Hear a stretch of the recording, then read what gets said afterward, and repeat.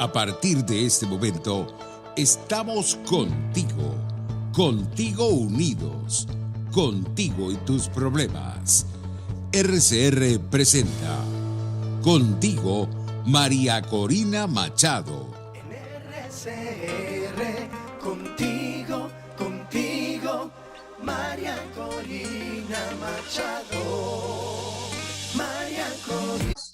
Mantuvo actividades de tráfico de drogas y terminó ante el riesgo de ser llevado a la justicia a los Estados Unidos, ser extraditado, pues terminó refugiándose como santuario en Venezuela. Y eso es lo que acaba de decir además el ministro de Defensa colombiano, Diego Molano, acaba de confirmar por las redes sociales que efectivamente el día de ayer, en un enfrentamiento entre bandas criminales, habría muerto Jesús Santrich, y con eso él dice se confirma lo que hemos estado denunciando sobre la presencia de estos criminales en nuestro territorio.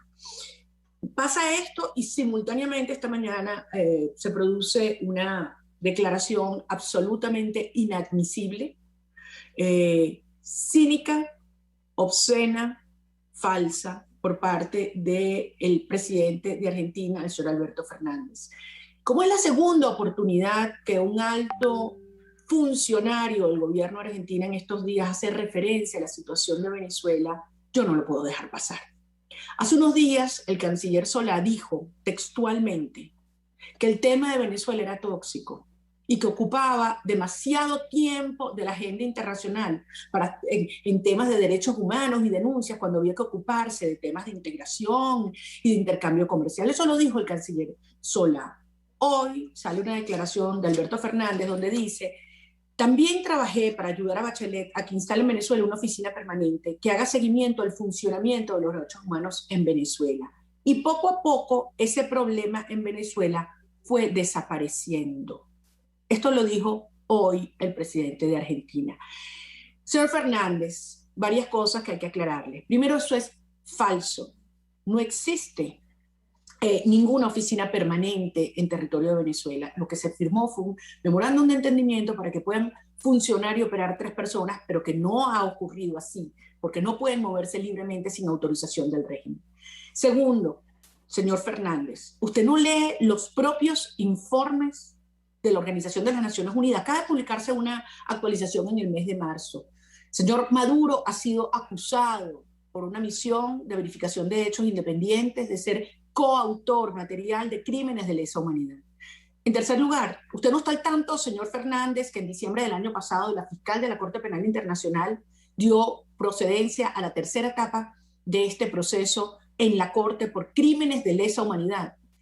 Y si usted no tiene las cifras frescas, yo simplemente le voy a recordar algunas. En Venezuela hay 306 presos políticos, de los cuales 179 son civiles y 127 militares. En cárceles infrahumanas, donde son torturados y violados todos los derechos humanos de ellos y de sus familias. El Centro Gumilla y Provea, también, señor Fernández, en su iniciativa conjunta Lupa por la Vida, dice que 2.853 personas fueron víctimas mortales de los cuerpos armados del régimen de Maduro en el año 2020. Solo en enero de este año fueron 223 venezolanos. 306 homicidios, 77 personas desaparecidas y 113 enfrentamientos armados ocurrieron durante el primer trimestre del 2021 en los estados Zulia, Falcón, Táchira, Apure, Bolívar y Amazonas, a causa de la presencia de grupos armados según Fundaredes, señor Fernández. También en materia de libertad de expresión, 151 violaciones a la libertad de expresión entre enero y abril solo de este año, según la ONG Espacio Público, y el diario El Universal fue embargado hace unas horas, señor Fernández. 3 emisoras radiales fueron sacados del aire en lo que va de año. Y el Centro de Defensores y la Justicia registró 183 ataques e incidentes de seguridad que comprometen a los propios defensores de derechos humanos solo en lo que va en este trimestre. Señor Fernández, si eso para usted es que se está desapareciendo un problema de derechos humanos, lo que parece es que usted quiere desaparecer la sangre y la evidencia criminal de este régimen con el cual usted acaba de confesar sus vínculos. Hice esta introducción y te pido excusas, Luis Emilio, porque la verdad es que es simplemente abominable ver a un presidente de América Latina actuar con este grado de cinismo. Amigos, vamos a iniciar esta conversación con Luis Emilio Bruni, que muchas veces ha estado aquí acompañándonos, una persona cuya trayectoria es larguísima, pero simplemente resumo que es especialista en relaciones internacionales y con PhD en semiótica, profesor en la Universidad de Copenhague y también miembro fundador del International Society for Biosemiotic Studies. Ok, Luis, ¿por dónde arrancamos con esto que te acabo de dar como introducción? Bueno, son noticias en pleno desarrollo y sobre lo de Santrich habrá que esperar cuáles fueron esas circunstancias. Lo primero que leí por allí, que fue la Guardia Nacional Bolivariana, lo acabo de ver en un portal, pero bueno, suena muy extraño. Suena muy extraño, entre otras cosas, porque el ejército y la Fuerza Armada venezolana estaba siendo utilizado más bien para atacar a Gentil Duarte y no... a defender el grupo de la Marquetalia, etc. Exactamente. Ahí, bueno, mira, es que eso es una guerra ininteligible, o sea, para nosotros. Ahí no sabemos qué tipo de teatro se está haciendo allí, ¿no? Entonces, ¿y qué tipo de operación es esta? ¿Y cuáles son las circunstancias? Yo creo que hay que esperar. Parte de la noticia viene entiendo que viene de corresponsales o de periodistas colombianos. Está muy fresca la noticia. Totalmente, y hay mucha gente interesada seguramente incluso en sus propias filas, como ya empiecen a correr las hipótesis de este caso. Ahora, yo lo que quisiera es pedirte que veamos esto en un plano, digamos, macro de América Latina, porque muchos de estos casos parecen aislados, pero en el fondo están muy entrelazados, y lo que está pasando en Colombia indiscutiblemente tiene su origen aquí en Venezuela. Entonces, ¿cómo estás viendo tú esto, no? ¿Y cómo crees que esto puede hacer? Claro, te diré más, no solo en Latinoamérica, en el mundo, en el Medio Oriente. O sea, estamos en un escenario de guerra global y es un nuevo tipo de guerra que se juega en diferentes teatros, en el campo de la información, en el campo de la economía. Se instrumentalizan cosas tipo la pandemia, tipo las necesidades cruciales de poblaciones enteras, como es el caso de Venezuela. Hay unos movimientos internacionales bastante complejos que no son fáciles de descifrar y en particular en Latinoamérica, bueno, ya para el que no quiera ver los patrones de desestabilización que se han estado dando en Latinoamérica en los últimos 2-3 años y que han sido anunciados y cantados por venezolanos y por otros latinoamericanos que sí están conscientes de esto, bueno, ya hay que estar ciego. Y en este aspecto es muy difícil también entender las propuestas de acuerdos y negociaciones en Venezuela que no se pongan a la luz de estos procesos de desestabilización regionales e internacionales y que no se pongan a la luz también de cuál es la escena internacional en este momento. Yo quiero que hablemos del tema local, pero antes de entrar en eso, quiero insistir un poquito, porque en estos últimos días a mí me ha alarmado mucho cómo tú bien describes que a nivel de la narrativa, que es uno de los planos fundamentales en que se luchan estas guerras, digamos, híbridas, no convencionales, pareciera que se imponen matrices terribles en Europa, en Estados Unidos. Imagínate, había un grupo de congresistas que llegaban a plantear un embargo de armas a la policía colombiana. Entonces, ¿cómo se explica esto? Bueno, es lo que te digo. Mira, hay una cosa. En estas guerras de quinta generación, como la están llamando, o este tipo de guerra económica, informacional, etcétera, ya no es una prerrogativa, ya no es un monopolio. La guerra no es un monopolio de los estados. O sea, ahora hay grupos de intereses, grupos económicos, grupos políticos que en posiciones de gobierno o no, que participan en acciones que pueden ser catalogadas como bélicas. Bélicas en el sentido de ese tipo de desinformación, del establecimiento de esas narrativas, etc.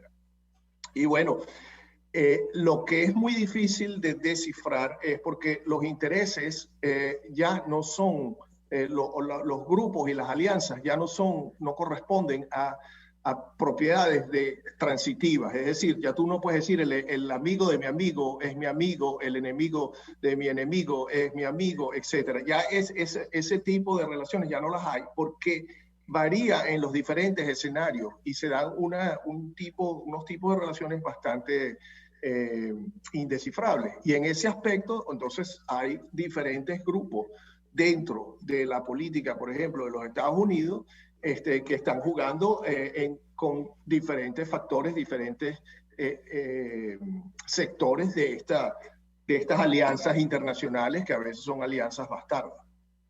Ahora, está claro que la amenaza sobre Colombia es inminente, que de llegar Petro al poder estaría en una alianza indiscutible, no solamente con el régimen de Maduro, sino con los criminales y las organizaciones que lo han financiado. Esto sería para Estados Unidos, bueno, perder quizás su aliado más importante, no solamente durante estos últimos años, pero por décadas. Pero es que ese es precisamente el problema. Esto es lo que te estoy diciendo de las relaciones no transitivas. ¿Qué son los Estados Unidos ahorita? Los Estados Unidos hoy en día no es una cuestión monolítica. No hay una política de Estado monolítica. Hay diferentes grupos accionando en diferentes direcciones que van muchos en esa dirección de la desestabilización de la región. Así como hay grupos, obviamente, que no. Ahí tú lo ves, tú ves las contradicciones que están surgiendo en el partido de gobierno en los Estados Unidos con respecto al conflicto de Israel y Hamás. Uh-huh.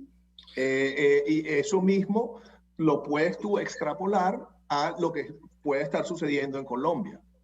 Claro, tú hacías mención hace un ratico, yo no quiero dejar de tocar el tema local, porque así como pareciera que muchos de los vecinos no aprenden o no están viendo que se les viene encima un proceso similar al que vivimos en Venezuela, a pesar de que se ha alertado durante muchos años. A lo interno también hay actores que repiten una y múltiples, decenas de veces, una misma política que claramente le ha favorecido al régimen para permanecer en el poder. Obviamente me refiero a estas enésimas negociaciones y a estas farsas electorales que buscan pues lavarle la cara, yo digo, quitarle la etiqueta de usurpador y de criminal a este sistema, algo que nos ha costado tanto construir. Hablemos un poco primero de este tema, del tema de la negociación, porque es evidente que si tú no tienes fuerza de ambas partes, la que tenga más pues se va simplemente a salir con la suya. ¿Por qué crees tú que hay voces internacionales que están apoyando esto, incluso algunos que pensábamos aliados? Bueno, porque ha cambiado la escena internacional y porque ahora hay esas relaciones no transitivas entre diferentes actores. Fíjate que es paradójico que ahora nosotros consideremos como un aliado internacional, o sea que factores de la oposición venezolana consideren como un aliado de la libertad y del Estado de Derecho y de la soberanía de Venezuela el gobierno de Sánchez. Bueno, yo no lo considero para nada en ese sentido. Yo creo que el gobierno de Sánchez es parte del régimen de Maduro y soporta precisamente, y con él hay otros factores en la Unión Europea que están en eso, igual como hay factores en la Unión Europea acogiendo a China en un acuerdo extensivo económico en medio de este pandemonium que es la pandemia. O sea, hay se están moviendo grupos internamente en estos factores de poder que van en una dirección, eso que algunos llaman globalistas o que llaman el progresismo, etcétera, que tienen intereses compartidos, pero a veces no tienen las mismas estrategias. Y pueden instrumentalizar situaciones como por ejemplo la desestabilización regional en Latinoamérica e incluso la desestabilización en el Medio Oriente. Está bien, Luis, yo entiendo eso, pero no es razonable pensar que, digamos, los gobiernos de las democracias fuertes de Occidente, de las Américas y de Europa, no quieran un cambio político en Venezuela. Yo creo que es claro porque sabe que hay un problema enorme de crímenes de lesa humanidad y derechos humanos, hay un tema de seguridad nacional y hay un tema de un conflicto armado creciente. Es decir, están dadas todas las condiciones para que haya una acción internacional y detener este horror. ¿Por qué estos países, poniendo un mare a un lado, por supuesto, a España y a Borrell y a todos estos agentes de la tiranía, pero digamos estos gobiernos democráticos serios, ¿por qué pueden pensar que a estas alturas, por esa vía de replicar esos mismos esquemas de pseudodiálogo, se puede lograr algo que no sea darle legitimidad y sostenibilidad al régimen? Bueno, aquí se está repitiendo un fenómeno que ya lo hemos visto en el pasado, que es la hegemonía que tiene España en las relaciones exteriores de la Unión Europea. Hay una especie de delegación tácita en las relaciones internacionales de la Unión Europea con Latinoamérica, basado en los nexos históricos y en la supuesta experticia que tiene España en la región. Cosa que en condiciones normales sería lógica, pero eso hace que puedan tergiversar muchas de esas acciones en pro de su proyecto político particular, nacional, español. Además, cuando tienes colocado a un personaje como Borrell en una posición clave, se te facilita esa misión. Que en momentos no la ha llevado fácil Borrell, porque ha encontrado en algunos momentos oposición, sobre todo a nivel del Parlamento. No, bueno, y las metidas de pata que hizo, en particular cuando estuvo en Moscú recientemente, y obviamente en el Parlamento Europeo una resistencia grande. Ahora, pensando en la necesidad de una negociación final, definitiva, para resolver el horror que hay en Venezuela, nosotros hemos planteado siempre... bueno, hemos usado la analogía del secuestro y la necesidad de hacer un cerco que genere incentivos reales. Ahora, como hablábamos en estos días, si el régimen está pidiendo como elemento fundamental que le quiten las sanciones, pareciera que no tiene ninguna intención en irse del poder. Exactamente, o sea, es una paradoja. Ya cuando tú pones en la lista de puntos a negociar el levantamiento de las sanciones, ya tú sabes que se está negociando la permanencia del poder, porque el levantamiento de las sanciones tiene sentido solo y exclusivamente si el régimen permanece en el poder. Porque si el régimen cede el poder o el régimen sale del poder por vías electorales o las vías que tú quieras, las sanciones le importan tres pepinos, cesarían por sí mismas. Le importarían tres pepinos porque estaría otra gente en el poder. No Exactamente. Entonces cuando eso es un punto de honor, y de hecho es el punto de negociación del régimen, eso es lo único que el régimen negocia, esa es la joya de la corona, el levantamiento, y eso no es gratuito, eso es porque no hay ningún tipo de voluntad a soltar el poder bajo ninguna circunstancia, electoral, no electoral, pierda, gane, haya CNE nuevo o viejo o lo que sea, observación internacional, no observación internacional, no lo hay. O sea, en ese sentido, y antes de terminar, Luis, no quiero dejar de tocar ese tema, porque yo te confieso que no me imaginé que el descaro y el cinismo de algunos actores locales iba a llegar a este nivel, de hablar de elecciones medianamente transparentes, dicho por un supuesto rector. O sea, llegar a ese nivel de descaro, y que hayan personas que les parece que eso puede de alguna manera contribuir a la lucha por la liberación del país. O sea, después de 30 elecciones. Uno entiende si estuviéramos en el año 2002, pero en el 2022, Luis, ¿qué puede estar detrás de ese razonamiento, de esas motivaciones en tu criterio? Mira, yo creo que hay factores en la oposición que, escudándose en las necesidades del pueblo, de la gente, toman ventaja política, no solo accediendo al chantaje, sino haciéndose operadores del mismo, para ubicarse en pole position a la hora de recoger esas cuotas limitadas de poder que el régimen está dispuesto a hacer en una siempre, de todas maneras, limitada cohabitación que les permitirá normalizar sus transacciones internacionales, y por eso el énfasis en el levantamiento de las sanciones. Entonces, mira, lo que hay que tener en cuenta es que hay una asimetría de escrúpulos. Por ahí había unos tweets de algunos líderes opositores que decían que el gobierno, y ahora lo llaman gobierno de nuevo, que el gobierno tenía el deber ético. Digo, bueno, eso es nuevo, que ahora se llama de nuevo gobierno, y ahora aprendemos a que tiene deberes éticos. Sí. No, bueno, entonces, que Maduro y la ética no es un conjunto vacío, que para estas personas, yo te quiero honestamente, ¿no? Entonces, hay una asimetría de escrúpulos y no viene asumida esa asimetría de escrúpulos. Entonces, cuando tú entras en una negociación con una asimetría de escrúpulos, tú tienes que defenderte de esa asimetría de escrúpulos y saber cuáles son las consecuencias. Porque entonces tú tienes que estar claro, si tú sabes que hay esa asimetría de escrúpulos y que a lo mejor no te va a dar resultado, pero tú estás bajo el chantaje y bajo la necesidad y dices, mira, es mejor hacer eso que no hacer nada, que es lo que acusan en este momento. Tú dices, es mejor hacer eso que hacer nada. No, a lo mejor no, porque al hacer eso, tú tienes que ponderar bien cuáles son las consecuencias de hacer eso. ¿Cuáles son las consecuencias de hacer eso?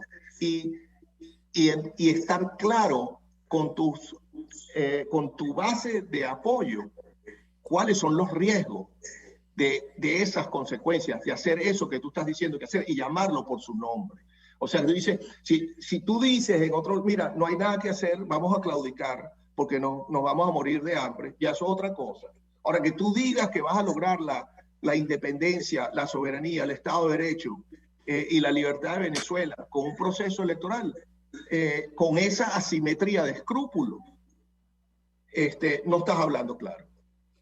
Emilio, te agradezco muchísimo, creo que tú has hablado muy claro, creo que efectivamente es un momento en el cual los venezolanos, si algo tenemos que repudiar es la simulación de lucha.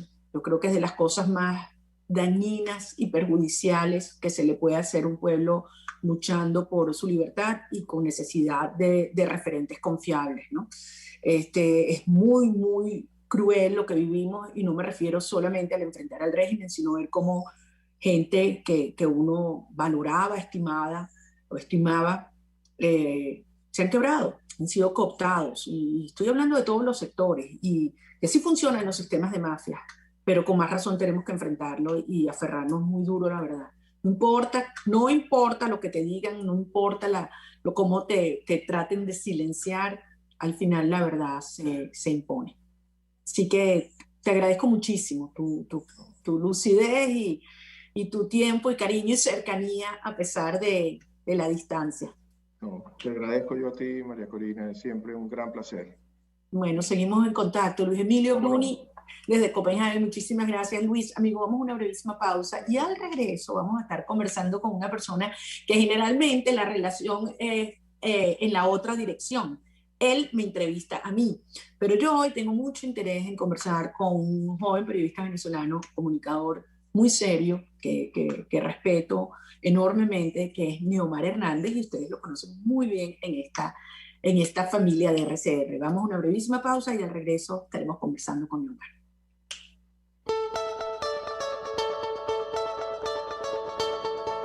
Les estamos presentando Contigo, el espacio donde tú y tus dirigentes se escuchan, solo por RCR 750. Puedes seguirnos en nuestras redes sociales. En Twitter, @RCR750, la radio que se ve. En Arnamar contamos con una muy extensa gama de productos cosméticos de primerísima calidad para el cuidado personal de toda la familia. En Arnamar nos sentimos orgullosos de ofrecer tratamientos especiales para el cabello y para la piel tanto de adultos como de niños, bajo las más estrictas normas internacionales. Y en Arnamar siempre estamos innovando para satisfacer las exigencias de la calidad de vida de hoy. Arnamar Cosméticos, toda una vida dedicada al cuidado personal de la familia venezolana. Y ahora quiero hablarte de Comercializadora Prada, y ya de solo nombrarlo se me hace agua la boca, porque Comercializadora Prada son los más frescos quesos y embutidos que te llevan a tu casa. Todos los quesos, todos los embutidos, y como cuentan con proveedores exclusivos, te resulta mucho más económico.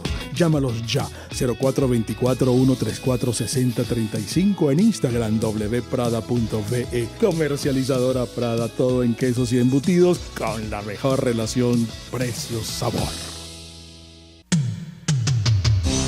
Antes de empezar el día, entérese de lo que acontece en el país junto a Pedro García Otero en Titulares de la Mañana, de lunes a viernes a las 6:30 de la mañana.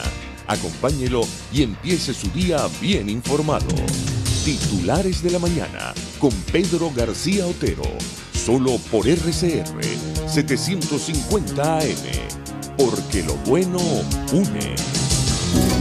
RCR 750 AM, porque lo bueno une.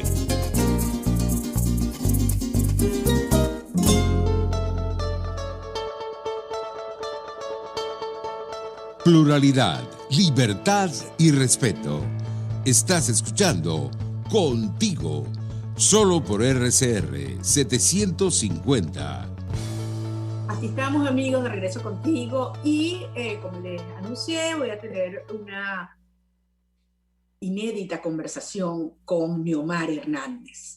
El propósito real de esta entrevista es que Daniel Lara Farías entre en cólera, que se muera de la envidia, porque ellos me han entrevistado, como ustedes saben, muchísimas veces, pero yo nunca había entrevistado. La verdad es que creo que muy pocos periodistas, Niomar, pero a ti nunca. Bienvenido.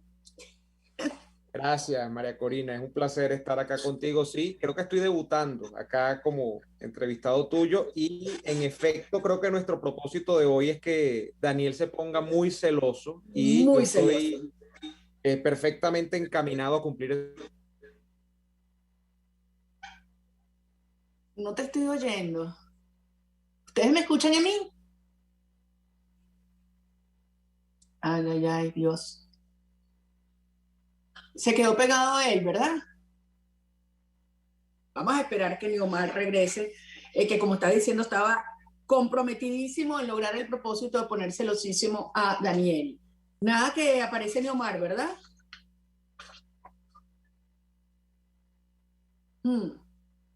¿Qué hacemos? ¿Lo llamamos por teléfono? Dale, pues vamos a llámalo rapidito. Y bueno, mientras tanto yo quiero ir adelantando con ustedes algunos temas que quería hablar con Niomar Hernández. Como saben, ha habido una serie de declaraciones recientemente por parte de funcionarios del régimen y ahora funcionarios del IRRITO, Consejo Nacional Electoral, hablando de unos términos o unas condiciones que podrían ser favorables, porque representa una evolución en términos de la transparencia o la capacidad de no interferencia del régimen en los resultados en un proceso electoral. Sin embargo, todos los venezolanos sabemos que el actual Consejo Nacional Electoral tiene un reglamento interno en el cual las votaciones son por 3 de 5 miembros en su directiva, 3 de 5 rectores. De modo que no importa si están comprometidas con la tiranía, que violando la Constitución forman parte militante de un partido político. Entonces el punto aquí no es que se repartan las fuerzas, sino que efectivamente se cumpla lo que dice la Constitución y que tu voto elija. Lo que está claro en este momento es que el señor Maduro necesita desesperadamente revertir lo que han sido años y meses de lucha para que la comunidad internacional entienda que es un régimen usurpador, que por lo tanto no es legítimo y que además ha cometido crímenes de lesa humanidad. En ese contexto, Neomar, ya veo que estás de regreso, yo siento que nada le puede venir mejor al señor Maduro y a los criminales de su entorno a que hayan sectores de la supuesta oposición interna y de supuestos demócratas de afuera que le hagan el juego. Porque de un solo porrazo se quitaría pues esa denominación de Estado, de régimen usurpador y de Estado criminal. ¿Cómo te explicas tú que después de 30 elecciones, entonces vengan a plantear como si todo lo que pasó antes del 2019 no existía?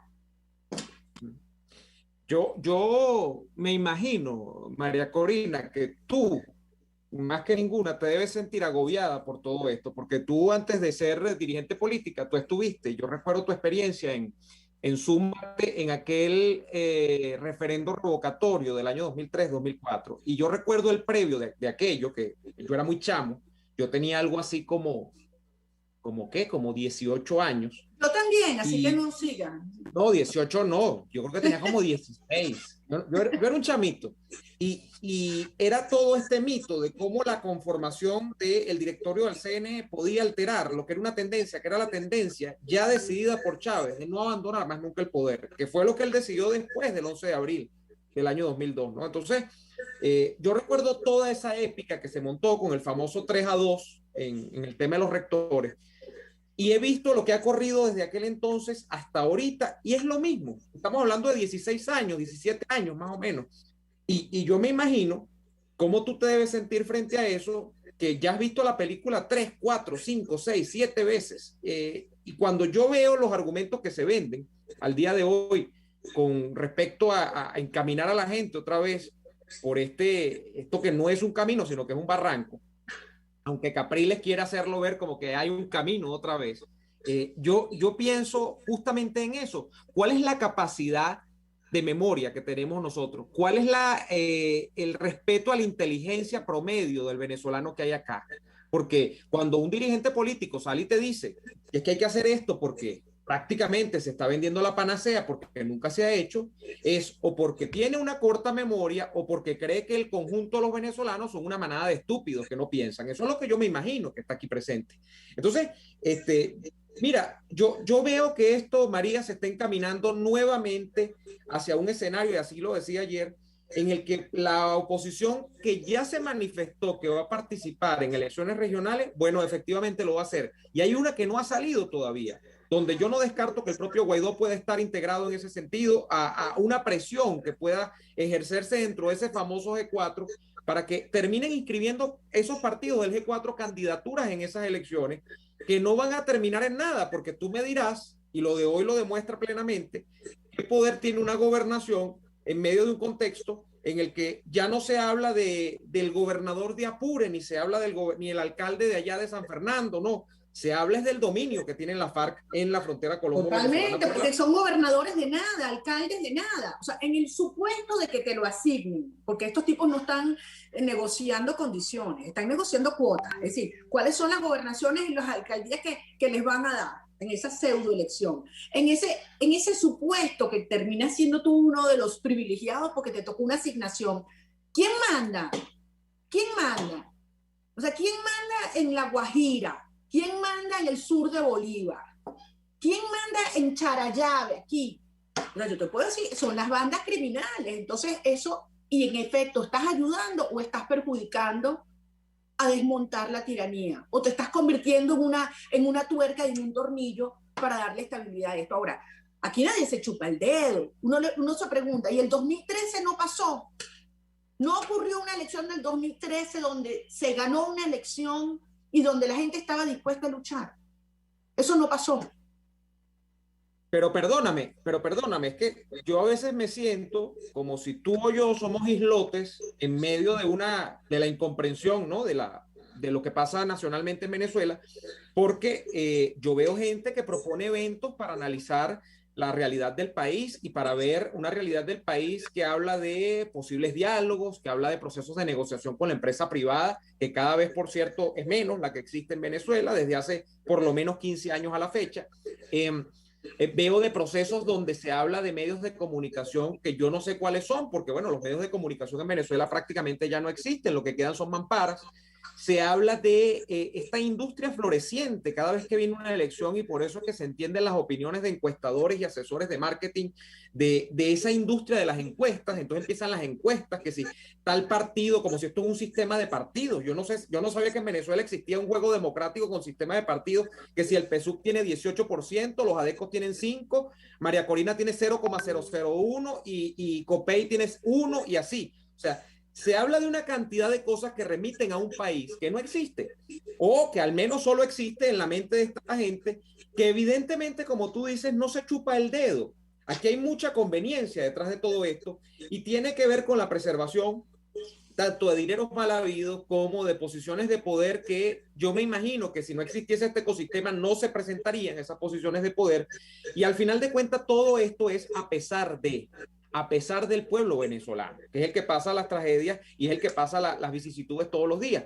Y que no importa, al final de cuentas no importa, al final de cuentas el pueblo venezolano es prescindible. Lo utilizan y lo utilizan en elecciones como si esto es de verdad la solución al problema. Y como te digo, hay en el fondo un gran sistema de complicidades que empieza por los políticos y termina por los empresarios, los dueños de medios, los encuestadores, todos, que te hablan de un país, repito. Ahora, Niomar, eso ha sido siempre así en los sistemas mafiosos. O sea, esto no es nuevo. Eso ocurrió igual en la Alemania y en Cuba y en la Unión Soviética. Eso funcionan así los sistemas de mafia. Ahora, el tema es que hay una sociedad que no se puede dejar atrapar por estas farsas y estas ilusiones, porque hace 20 años todavía, pero este es el diálogo 14. O sea, por el amor de Dios, estos tipos se han quitado todas las caretas y la gente sabe quién es quién. Nos quedan poquitos minutos, pero yo no quería dejar de comentarte. ¿Tan rápido? No puede ser. Vale, que vayas a despachar tan rápido. Conversar conmigo es muy dinámico. No es como Lara Faría, ¿vale? Que eso es una tortura. Ay, Dios mío. Mira, óyeme, no sé si tú leíste un editorial que publicó hoy en La Gran Aldea Alejandro Hernández, ¿no? Entonces habla de que hay 3 posiciones según él en la oposición. Una es la de Guaidó, que quiere ir a una negociación con la comunidad internacional. Otra es la de Capriles, que está dispuesto a ir sin comunidad internacional y nada más con ellos, de interlocutores del régimen, y habla que la tercera es la nuestra. Y dice que es la más radical porque nosotros planteamos que la negociación solo debe ser para establecer los términos y las garantías para la salida del régimen, y que él ve poco probable esta. ¿Qué tan probable ves tú las otras? Mira, ahí es donde voy con lo de Guaidó. Guaidó pide, en eso que él denominó el Acuerdo de Salvación Nacional la semana pasada, que las elecciones sí y solo sí sean posibles si se produce una elección presidencial. Bueno, déjeme decirle, amiguito, la elección presidencial no se la van a dar. Aquí no va a producirse ninguna elección presidencial. De resto puede haber convocatoria a elección de junta de condominio, de junta parroquial, que las rehabiliten, que las habían eliminado en la época del chavismo, que se produzcan las regionales, las municipales, lo que sea. Pero eso no va a pasar. Y mi pregunta es, ¿qué va a ocurrir cuando no le den las presidenciales y tenga todos los partidos, empezando por el de él, metido en el embudo de la convocatoria electoral? ¿Por qué quieren ser candidatos? Porque quieren poner sus candidatos en las regiones del país. Entonces, en ese sentido, aquí solo hay una posición en el fondo, María Corina, que es la de que el sistema electoral y la elección en sí, si no plantea la sustitución del chavismo, empezando por Maduro, no es posible que tú veas eso como un mecanismo realmente de solución al problema, porque no va a producirse nada. El chavismo ha entendido que mientras no entregue la presidencia de la República, cualquier cosa, pero mira, cualquier cosa puede ser entregable, incluso las curules de la Asamblea Nacional. El Parlamento. Claro, comencemos por allí. Y luego fueron las gobernaciones. Y claro, y le tocó. Y luego fueron las alcaldías. Claro, aunque el Parlamento lo perdió o lo entregó la oposición el mismo día que se instalaron, cuando reconocieron que los diputados de Amazonas no eran diputados. Eso fue la propia oposición la que lo entregó. Ni un día duró.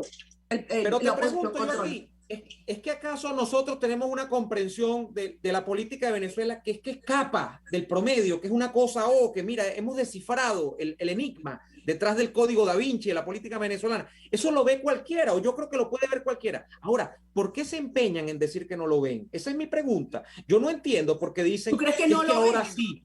¿Tú crees que no lo ven? No, es que yo creo que lo ven y actúan en consecuencia, actúan en complicidad. Entonces yo no entiendo ¿Y tú crees que Ahora, yo he sentido que hay mucha gente que en algún momento, digamos, le dio el beneficio de la duda a esos planteamientos y que ya no se come el cuento y que entiende que esto es, como tú dices, el abismo, es lanzarse además a un error que en el caso de Venezuela los errores políticos se pagan con vida, porque significa darle tiempo a esta tiranía que cobra vidas venezolanas todos los días. ¿Tú sientes que la gente está más clara?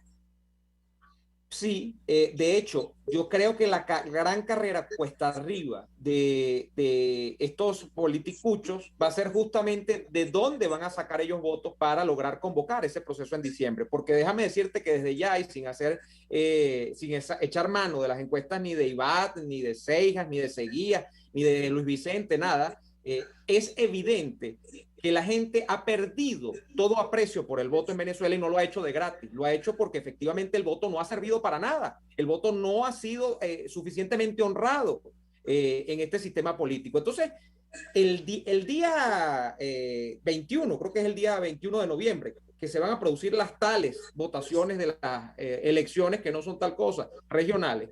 Bueno, van a tener que sacar votantes no sé de dónde, me imagino que de ese repullado que tienen ellos, porque la gente... Sí, pero no se pondrán de acuerdo porque a los dos lados les interesa inflar los números. Y lo engordarán pero lo engordarán como engordaron, María Corina, la elección de la Asamblea Constituyente que presidió Diosdado, que Smartmatic dijo que la habían inflado por lo menos en 1 millón de votos. Entonces, ¿para qué tú vas a votar en un sistema donde la propia empresa que organiza las elecciones te dice que ellos pueden inflar el voto? Y 3 días es después, ganas de perder el tiempo. Después de la declaración de Smartmatic en Londres, 3 días después, la MUD estaba decidiendo participar en las elecciones convocadas por esa Asamblea Nacional Constituyente.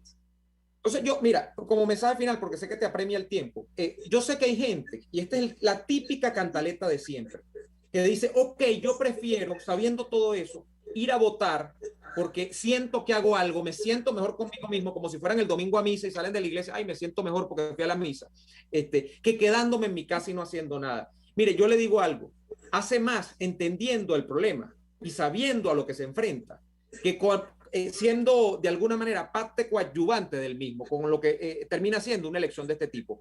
Créame que usted como ciudadano vale mucho más y hace mucho más sabiendo lo que tiene enfrente, coordinándose con sus vecinos, con sus amigos, con su familia, con lo que sea, en medio de por lo menos de una estrategia de resistencia cultural, si es que cabe, de resistencia acá, en el pensamiento, frente a todo lo que representa esta tiranía, que estar metido en una película donde usted lo que termina siendo es un autómata que va a vota, le roban el voto y después dice, ay, fraude, ¿qué hago? No, me meto en un ciclo donde me deprimo y después vuelvo a votar porque no tengo de otra, porque es mejor no perder los espacios. No, sea consciente, ya con eso usted está haciendo mucho por este país. Gracias, María Corina. No, mira, te quiero decir que estoy totalmente de acuerdo contigo, que me parece enormemente valioso que le puedas hablar con esta claridad, esta crudeza. Todos queremos tener la posibilidad de elegir algún día representantes que estén a la altura de una nueva Venezuela, y eso va a llegar, Ahora, si esto es una guerra no convencional y lo asumimos como tal, hay batallas que se ganan y batallas que se pierden.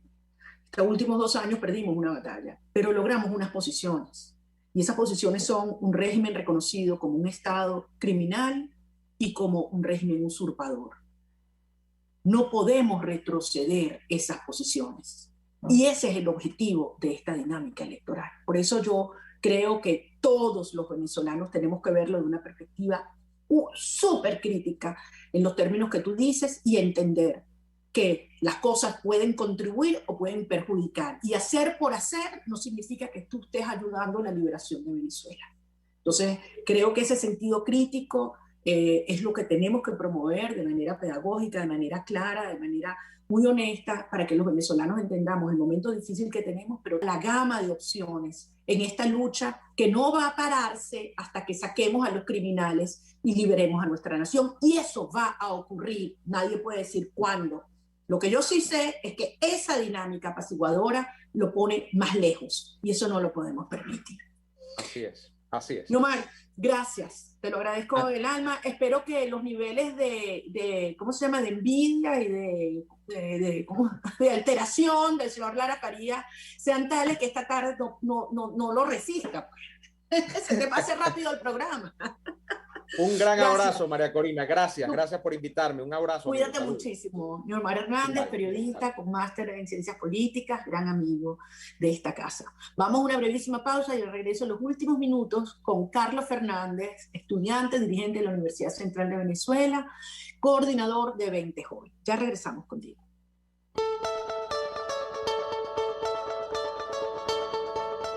Les estamos presentando Contigo, porque nos preocupan las mismas cosas. Solo por RCR 750.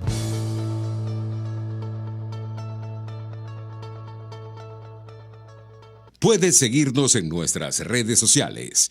En Twitter, @RCR750, la radio que se ve. Desde los sectores populares del país se escucha una clara señal. Es el radar de los barrios.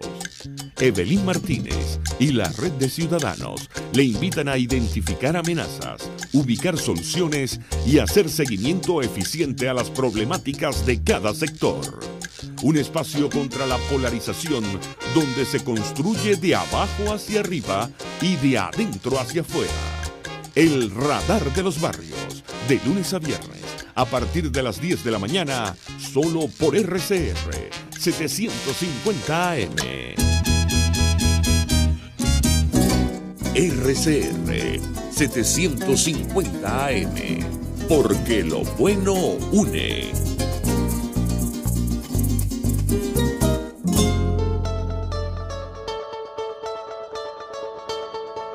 Les estamos presentando Contigo, el espacio donde tú y tus dirigentes se escuchan. Solo por RCR 750. Estamos, amigos, de regreso contigo en estos últimos minutos de tu programa del día de hoy. Voy a conversar con un joven líder estudiantil y político, quien le tengo un gran aprecio, una gran admiración, y es Carlos Fernández. Carlos, bienvenido una vez más al programa. Gracias, María. Siempre agradecido con el espacio y bueno, aprovecharlo al máximo. Bueno, Carlos, ayer casualmente ustedes tuvieron un grupo diverso de estudiantes de distintas escuelas de la Universidad Central de Venezuela alertando al país sobre lo que está pasando con las universidades, la Central y todas las universidades públicas del país. Y además un mensaje muy, diría, duro, directo a la conciencia de los demás estudiantes de las universidades para que reaccionen y defiendan su universidad. Cuéntanos cuál es la situación que tú te encontraste ayer en la universidad y qué es lo que tú le dices a todos los estudiantes y a sus familias. Mira, María, en principio, nosotros ayer coordinamos una visita a nuestra universidad, una universidad que encontramos por el tiempo, me duele mucho decirlo, pero la encontramos totalmente abandonada, una universidad que se nos está viniendo encima. No solo es el techo que se derrumbó del pasillo de humanidades, sino que son las facultades que han sido robadas hasta quedarse sin nada, María. Mira, yo ayer visitaba una de las sedes de mi facultad, que es la Facultad de Ciencias Jurídicas y Políticas, y es una sede en donde yo viví 2 años de carrera allí, todas mis materias las vi allí, y es una sede que ya no se puede devolver, porque quedó destruida. O sea, no solo se robaron las computadoras y se robaron el cableado, sino que también destruyeron los expedientes de estudiantes que habían solicitado becas, rompieron los expedientes de estudiantes que habían pedido cambios de materia, y el piso estaba lleno de expedientes, de fotos de estudiantes que estaban aspirando a una beca o a un daño que no se puede recuperar, y no hay facultad a la que llamar. O sea, nosotros ya muy responsablemente tenemos que decirlo también, cuando nosotros mandamos y cuando hacemos llamados de que vamos a volver a clase, que tenemos que volver a clase, primero tenemos que reconstruir nuestra universidad desde ayer, que es que hacerle un llamado a los estudiantes, ¿no? Y es que su alma mater, yo sé que es culpa del régimen que tiene como política de Estado acabar con la universidad, de estos criminales que han acabado con las universidades, pero mientras tanto nosotros tenemos, y lo decíamos ayer, nosotros no vamos a formar parte de la generación que perdió su universidad nosotros no vamos a formar parte de la generación que esa universidad se le vino encima, y menos con el compromiso que hemos asumido. ¿Cuál ha sido la reacción de estudiantes en otras universidades? Lo que ha pasado con la Universidad de Oriente es una tragedia. Han saqueado y quemado los distintos núcleos, 5 núcleos que tiene la Universidad de Oriente. Lo mismo la Universidad del Zulia. ¿Qué reacciones has visto allá? ¿Tú sientes que esta última, no sé, golpe que les ha dado a la universidad pueda generar, ser una chispa de retomar una lucha que no debería ser de los estudiantes solamente, también sus profesores, desde luego las autoridades y los ciudadanos en general? Sin universidad no hay libertad, no hay educación, no hay democracia. Y lo decíamos, mira, nosotros hemos mantenido contacto con nuestros líderes estudiantiles de todas las distintas universidades, y lo que ha sucedido también en la Universidad de Oriente es una locura, es una situación muy, muy difícil. El núcleo de Bolívar, el núcleo de Sucre son núcleos que están prácticamente destruidos, son ataques y ataques por parte del régimen, porque quieren ver a la universidad así. Y lo decíamos ayer también, o sea, nos quieren romper moralmente, porque saben lo que nos duele la universidad, porque saben el amor que tenemos por la academia, que vivimos para formarnos y siempre apostamos a esto, y saben que atacándonos a la universidad rompen por dentro a cada uno de los estudiantes y jóvenes que todavía se mantienen en este país porque quieren salir adelante, porque quieren formarse. Pero a esos estudiantes, y es lo que nosotros hemos querido hacer, a todos los dirigentes estudiantiles, a todos los estudiantes, es el momento de unirnos. Es el momento de unirnos por defender nuestra universidad, por mantenerla de pie, porque sabemos que no vamos a poder sacarla de donde está, porque no contamos con los recursos para hacerlo, pero tenemos el recurso humano, que es mucho más importante, y saber y que nuestras universidades y que este país sepa que los estudiantes van a estar en su universidad, independientemente de los ataques del régimen, para mantenerse de pie y para que en un futuro próximo podamos recuperar y construir nuestra universidad. Pero en principio es la grave situación de las universidades, como te digo, no solo las de Caracas, sino de todo el país. Son millones de reportes que nos llegan de salones destruidos, de bibliotecas quemadas, y son ataques y ataques, como te digo, quieren rompernos moralmente, quieren que nosotros claudiquemos, y no lo van a encontrar, porque nosotros no nos vamos a rendir. Nosotros vamos a reconstruir nuestra universidad, si Dios quiere, y va a ser muy pronto, estoy convencido de eso. ¿Han habido algunos acercamientos digamos, con los profesores, con los empleados, trabajadores, con las propias autoridades? Sí, mira, María, nosotros hemos hecho un llamado, y lo hemos dicho muchas veces. Esto no solo de los estudiantes, también del personal obrero, del personal administrativo, los profesores, las autoridades. Hemos querido tender los puentes con las autoridades, porque entendemos que esto no es una situación fácil, pero tampoco podemos ponerle la universidad de bandeja de plata al régimen. No podemos simplemente quejarnos y no tomar cartas en el asunto, porque voy al caso de la Universidad Central, que hoy no se gradúen estudiantes en la aula magna, que hoy no se estén graduando estudiantes en la universidad, no es culpa solo del régimen de Nicolás Maduro, sino también es responsabilidad de las autoridades, porque sí se puede hacer algo más, pero tienen que tener voluntad para hacer las cosas, y nosotros estamos dispuestos a hacerlo. Que no nos vean a nosotros como sus enemigos, nosotros somos aliados, nosotros queremos luchar por la academia y luchar por nuestra universidad. Súmense a los llamados que hemos hecho. Nosotros vamos a sumar a los llamados que ustedes hagan. Trabajemos en conjunto para luchar por nuestra universidad, porque es que divididos y cada quien por su lado, en la universidad la vamos a perder la universidad. Bueno, yo creo que tú estás haciendo un llamado a la conciencia no solo de la comunidad universitaria, sino de todos los ciudadanos, de todos los venezolanos.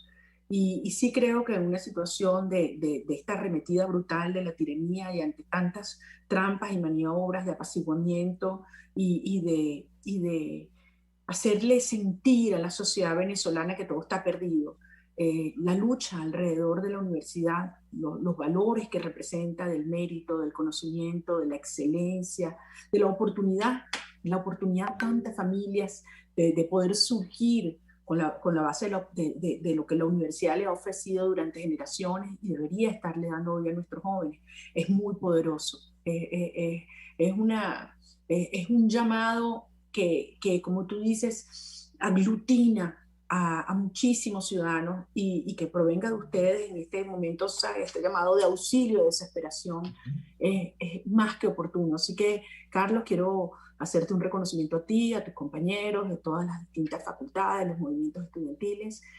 No se callen, sigan adelante, cuentan con nosotros, y yo sí creo, como te decía, que es el momento de dar un paso por la universidad, y cuenten con nosotros, cuenten conmigo.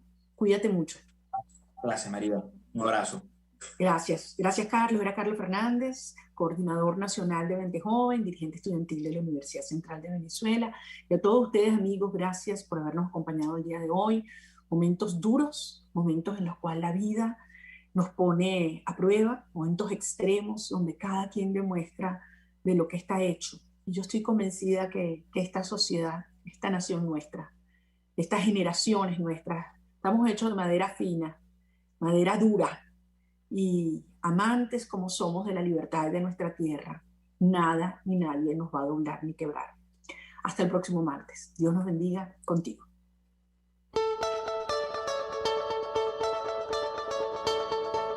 RCR presentó Contigo, donde la pluralidad de pensamiento confluye.